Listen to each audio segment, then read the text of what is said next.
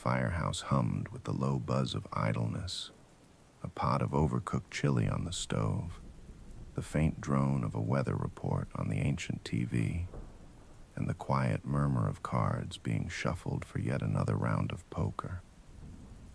Captain Larson leaned back in his chair, the ceremonial axe mounted on the wall behind him, catching the light. Its polished handle gleamed, and the 3 rubies embedded just below the blade shimmered faintly, each stone a testament to the children he had saved from a burning daycare years ago. It wasn't the kind of thing you used, not anymore. It was symbolic, a relic, but Larson always made sure it was sharp. Just in case. The alarm shattered the quiet. All units, report to an apartment fire on Bayleaf Street. Possible entrapments. The crew moved on instinct, poker hands abandoned, boots slapped onto feet, and turnout gear slid into place. The truck roared to life, its siren cutting through the stillness of the night. Bayleaf wasn't far, but as they approached, the scene came into view. A 5-story building, spewing black smoke and flames, licking hungrily at the top floors. People were hanging from windows, screaming for help. "Jesus Christ," murmured Diaz, the youngest firefighter on the crew, as they dismounted. "Why the hell are they still up there? The fire's been burning too long." "Focus," Larson barked, though he felt the same knot of unease tighten in his gut. He motioned to the team. "Diaz, Jackson, you're on rescues. Everyone else control the fire. I'll sweep the lower levels." The plan was simple. It always was. Fire didn't think, didn't plan. You could outmaneuver it, beat it with water and strategy.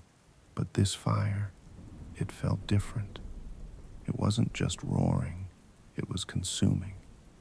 The screams of the trapped residents rose above the crackling flames, unnervingly human but tinged with something else, a desperation that clawed at Larson's nerves.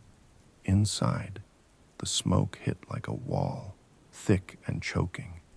Visibility was near zero.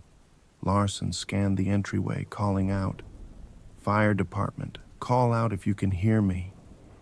His voice echoed, unanswered. The team spread out, boots crunching on broken glass and debris. Jackson was the first to find a survivor, a man slumped against the wall, his clothes smoldering. "Sir, can you stand?" Jackson asked, crouching down. The man's head jerked up, eyes glassy and unfocused. His mouth opened in a wet gurgle, and before Jackson could react, the man lunged, teeth sinking into his shoulder. Jackson screamed, falling back as blood sprayed the wall. "Jackson!" Larson rushed over, his axe drawn instinctively. The man, no, the thing, was still on Jackson, gnawing like a starving animal. Larson didn't think. He swung the axe, the blade sinking deep into the creature's neck. It didn't cry out, didn't even flinch. It simply kept clawing at Jackson until Larson yanked the blade free and swung again, decapitating it. The body crumpled, lifeless. "What the hell was that?" Jackson gasped, clutching his shoulder. Blood seeped through his fingers and his face was pale. "Get him out," Larson ordered Diaz, who hesitated only for a second before hauling Jackson to his feet. "We'll regroup outside." As Diaz and Jackson stumbled back toward the entrance, Larson stayed behind. The body lay at his feet, blood pooling in a dark circle. But it wasn't the blood that caught his eye. It was the burns. This thing should have been dead long before Jackson got near it. Its skin was blistered, charred black in places, and yet it had moved with terrifying speed. Larson's radio crackled. "Captain, we've got more of them up here." It was Diaz, his voice strained. "They're not, God, they're not people anymore." Another scream echoed through the building, closer this time. Larson tightened his grip on the axe. its rubies glinting even in the dim light. The air grew heavier, and for the first time in years, Larson felt the gnawing edge of fear. He moved deeper into the building, the heat intensifying with every step. Shadows danced on the walls, and the flicker of flames made it hard to tell what was real. He found another body, a woman crumpled near a doorway. Her head turned sharply at the sound of his boots, eyes locking onto him with an inhuman intensity. She rose. "Stay back," Larson shouted, but she didn't hesitate. She charged, limbs jerking unnaturally. He swung the axe and the blade buried itself in her chest, but she didn't stop. He had to yank it free and swing again, this time splitting her skull. She dropped, and the silence that followed was deafening. Larson stood there, chest heaving. He'd fought fires his entire career, but this was something else, something wrong. Larson looked back toward the entrance. Smoke and shadows obscured his view. But one thing was clear. This wasn't just a fire, and they weren't leaving without a fight. Gripping the axe tighter, he whispered to himself, "Just another rescue." But deep down, he knew better. This wasn't a rescue. It was survival. The stairwell felt like a death trap, every step echoing louder than it should. The air was thick, not just with smoke, but with the stench of burnt flesh and rot. Firefighter Diaz led the way, his flashlight beam slicing through the darkness, though its reach was pitiful against the encroaching shadows. Captain Larson followed closely, his ceremonial axe now bloodied, the 3 rubies on its handle catching faint glints of light. "Keep moving," Larson urged. "We stick together. We get out of here alive." But even he wasn't sure about that anymore. His breathing was labored, not from exertion, but from the growing weight of dread. The building groaned under the stress of the fire, the floor beneath them cracking ominously as they ascended.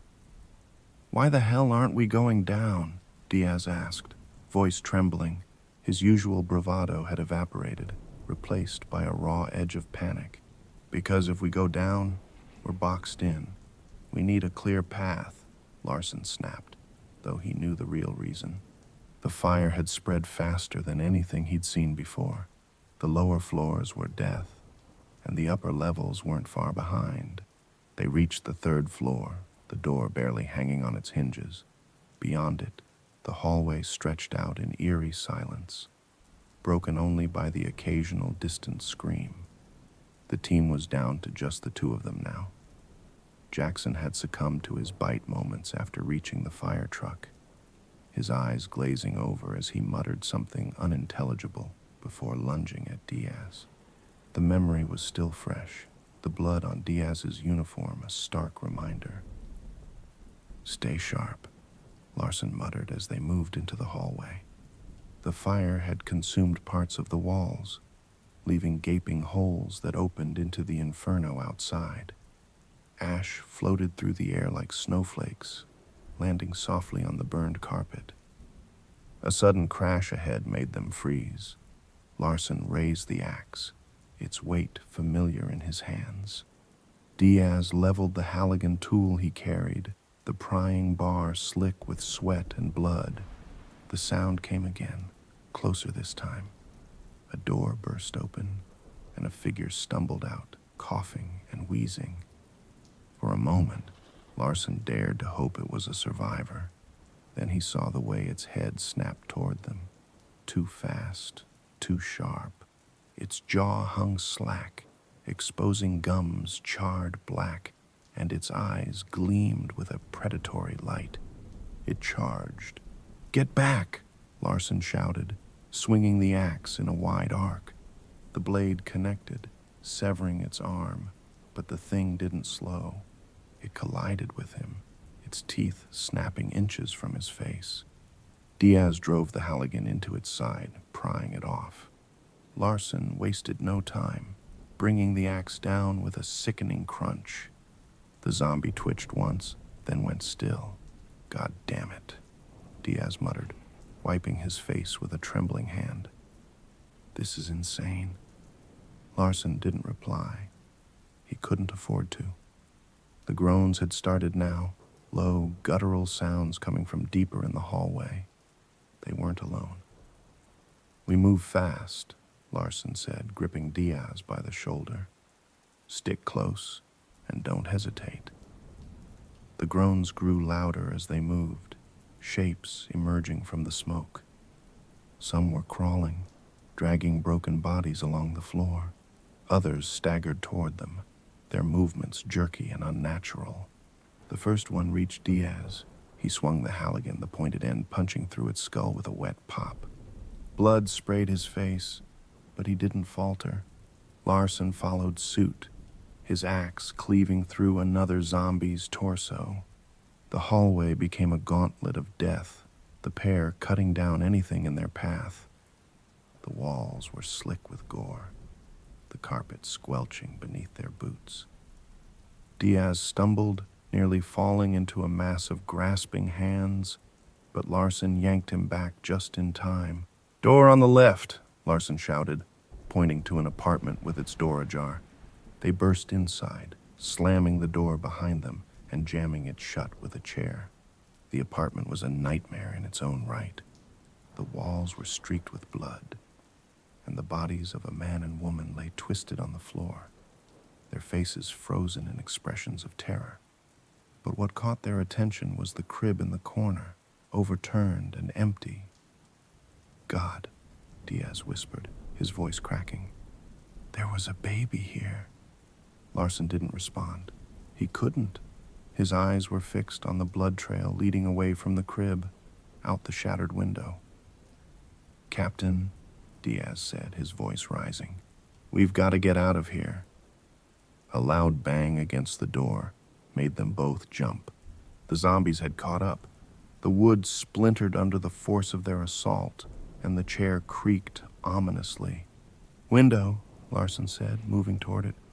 "We can climb to the fire escape." Diaz hesitated, looking at the blood trail again. What if there's someone alive? "There isn't!" Larson snapped, harsher than he intended. "We can't save anyone if we're dead." The door gave way, and the zombies flooded in. Larson swung the axe, the blade cutting through flesh and bone. Diaz followed, their retreat a desperate, bloody fight to the window. They reached it just as the room became overwhelmed. Diaz climbed out first, balancing precariously on the fire escape. Larson followed, his axe slipping from his hands for a moment before he caught it by the handle. Below them, the fire escape groaned under their weight. Flames roared from the building's lower floors, and the street below was a scene of carnage.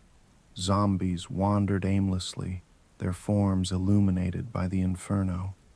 They began their descent, the fire escape trembling with every step. Behind them, the zombies poured out of the apartment, their groans filling the night. The fire escape groaned and swayed as Captain Larson and Diaz descended, the heat from the flames below rising in oppressive waves. The street was chaos, shambling figures moving aimlessly until a sound or movement caught their attention, at which point they became something else entirely, focused, ravenous. Larson landed first, gripping his ceremonial axe tightly. The rubies in the handle glinted faintly, flecked with dried blood. Diaz followed, his boots crunching on glass as he scanned their surroundings. "Where now?" Diaz asked, his voice edged with desperation. Larson glanced toward the distant glow of emergency lights, barely visible through the smoke. "The police station. If anyone's got a plan, it's them. Ethan Marks. He's a friend of mine. If he's alive, he'll know what to do." "Great," Diaz muttered. "Let's just hope he's not one of them." A sudden scream tore through the air, drawing the attention of every zombie in the area. They turned as one, their milky eyes locking onto the source. a woman stumbling from a nearby alley, clutching her bleeding arm. She didn't even have time to run before the swarm was on her, dragging her down with horrifying speed. Diaz looked away, his knuckles white around the Halligan tool. "We can't stop for anyone." "No," Larson said grimly. "We can't." The noise of the attack brought more zombies from the shadows, their numbers swelling like a tide. Larson motioned for Diaz to follow as they slipped down the side of the street, keeping low and quiet. They moved quickly but cautiously, sticking close to the buildings to avoid drawing attention. They rounded a corner and came face to face with a small cluster of zombies. There was no time to think. Larson swung the axe in a wide arc, the blade cutting through one creature's neck in a spray of blood. Diaz drove the pointed end of his Halligan into another's skull, wrenching it free with a sickening crack. More were coming. The groans grew louder, and the ground beneath them seemed to tremble as the horde closed in. "Captain, we're not going to make it," Diaz shouted, his voice barely audible over the din. "Yes, we are," Larson bellowed, though the doubt gnawed at him. He pushed Diaz toward a narrow alleyway. "Go! I'll hold them off." Diaz hesitated, his eyes wide. "What? No, I'm not leaving you." "Damn it, Diaz, that's an order," Larson roared, his grip tightening on the axe. "Get to the station. Find Ethan Marks. Tell him what happened here." Before Diaz could protest again, Larson turned and charged at the oncoming horde, his axe swinging in brutal arcs. The blade connected again and again, cleaving through rotting flesh and bone. Blood splattered across his turnout gear, the rubies on the handle catching the flickering firelight. "Go!" Larson shouted, his voice raw. Diaz stumbled back, his legs moving before his mind could catch up. He turned and ran, the sounds of Larson's battle ringing in his ears. The alley twisted and turned, and each step felt like it might be his last. The groans and shuffling footsteps seemed to be everywhere, closing in from all sides. Finally, he emerged onto another street. The glow of the police station lights was closer now, but so was the horde. Zombies spilled from every direction, their numbers unrelenting. Diaz's breath came in ragged gasps as he fought his way forward, swinging the Halligan with wild desperation. Each impact jarred his arms, but he didn't stop. The sound of Larson's fight faded, replaced by a deafening silence that told Diaz everything he needed to know. "Come on, Diaz," he muttered to himself, his voice shaking. "Just a little farther." He pushed forward, his muscles burning and his vision swimming. The station was just ahead now, a beacon of hope in the chaos. But the closer he got, the more bodies he had to cut through, each one a reminder of what he had lost and what might be waiting for him inside.